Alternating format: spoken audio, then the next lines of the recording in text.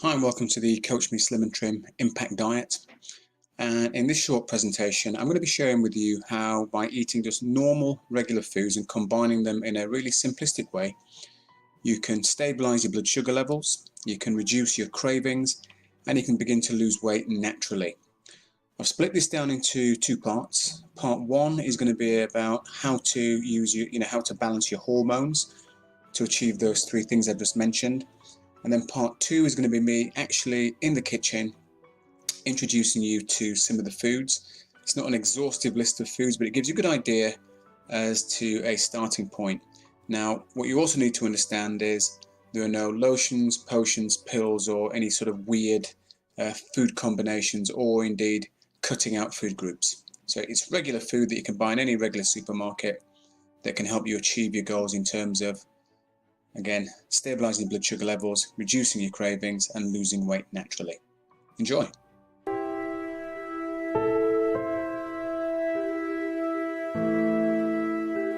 We're now coming to our second trap, which is the diet trap. And you will know as well as I that there are any number of diets out there. Every year there's a new diet on the market, whether it's the 5-2 diet, the Cambridge diet, the Slim Fast diet. There's a whole range of things out there, South Beach diet, you name it, there's a load of diets out there. Are they any good? Well, they've got their merits and some are better than others. But the reality is there's a lot of stuff out there. And the biggest challenges I find that people have with their diets are these three things.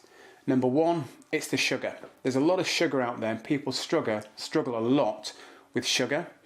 Hunger, if you feel hungry when you are trying to lose weight, the chances are you're not doing something correctly, and we'll talk about that in a moment, but that's a big issue. And a big fear for people as well when they start with weight loss. Am I going to feel hungry? And then it's what to eat.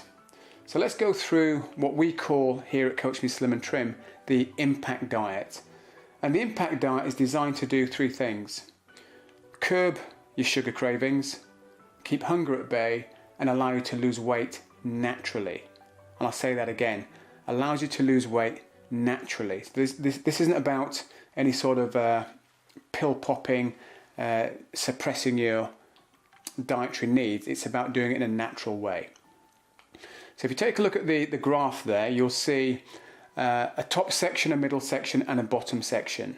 Now, in order to lose weight successfully, you need to keep yourself within that middle section. If you stay within the middle section, what you'll find is your energy levels are high, you'll naturally burn body fat, and you'll also retain lean body tissue.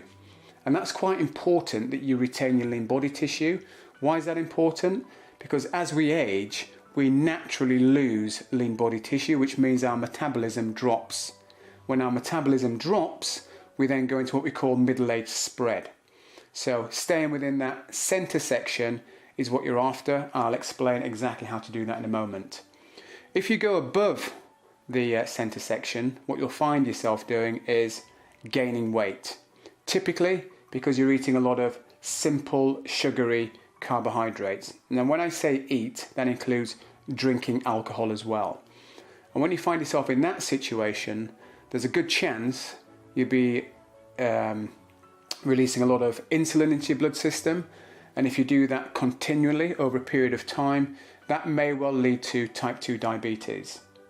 If you go below the middle section, so you've dipped off, that's typically because you are skipping meals and you've got an unbalanced diet.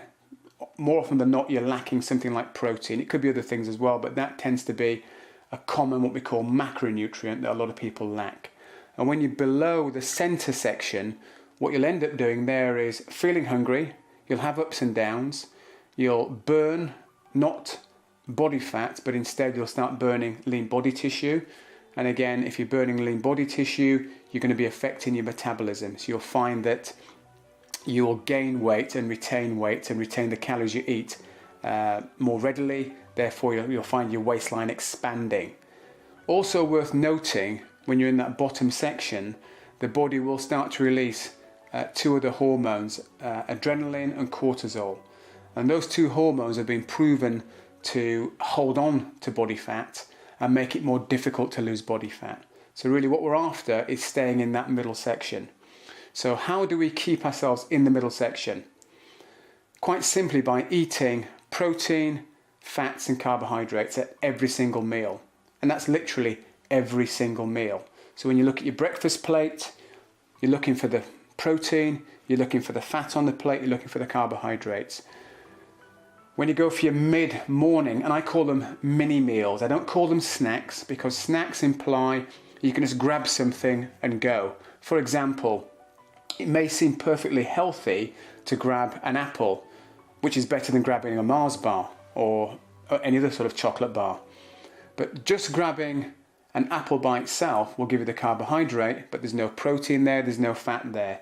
Therefore, it won't keep you as satiated as long as combining those three food groups together. So quite literally look at all of your meals and just tick off mentally in your head, where's the protein, where's the fat, where's the carbohydrate. If you can do that for all of your meals, you'll find yourself staying in that middle section, keeping energy levels high, and you'll find that your weight naturally drops off, and maintaining it long term becomes pretty straightforward and relatively easy. Even when you're having to eat out at meals, at restaurants and things like that, because you've trained yourself to be able to look at a menu and identify where the protein is, where the fat is and where the carbohydrate is.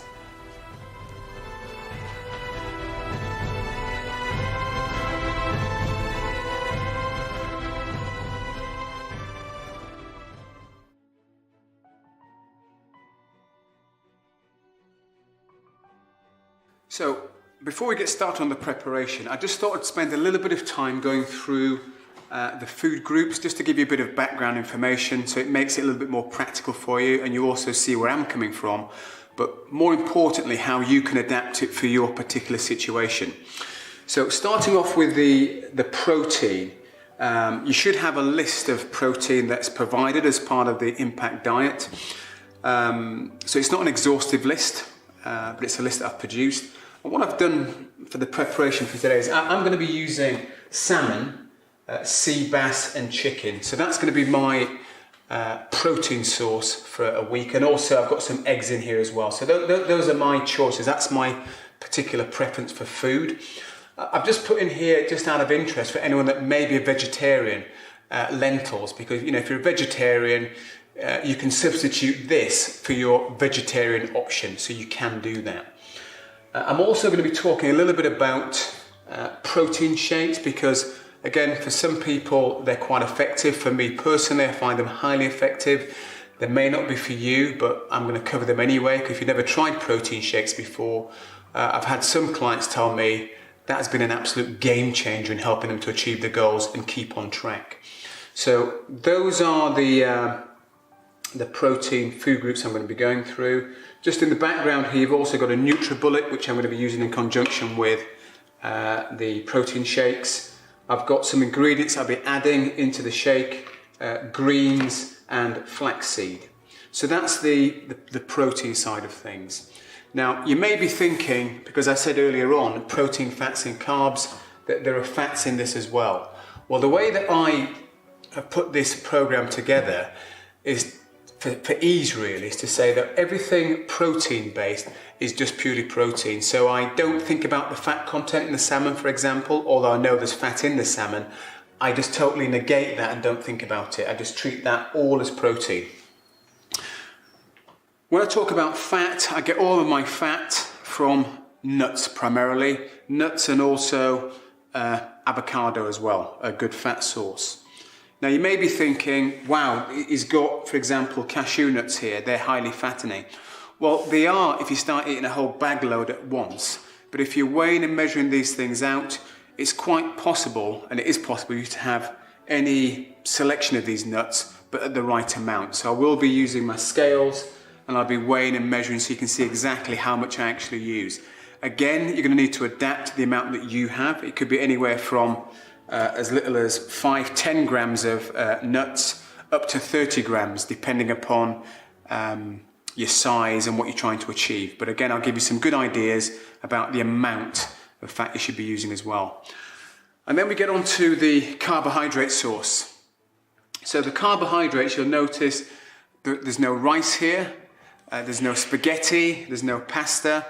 And people often don't appreciate that these, vegetables, fruits and vegetables and fruits are actually a carbohydrate source.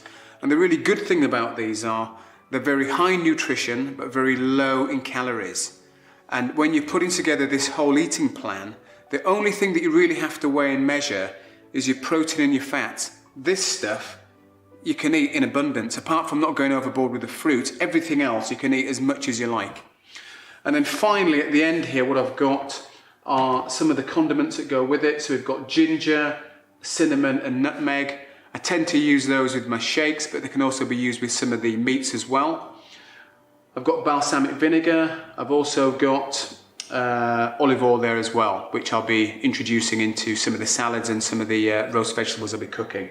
So that's pretty much everything in terms of what I would use. But again, don't treat this as an exhaustive list.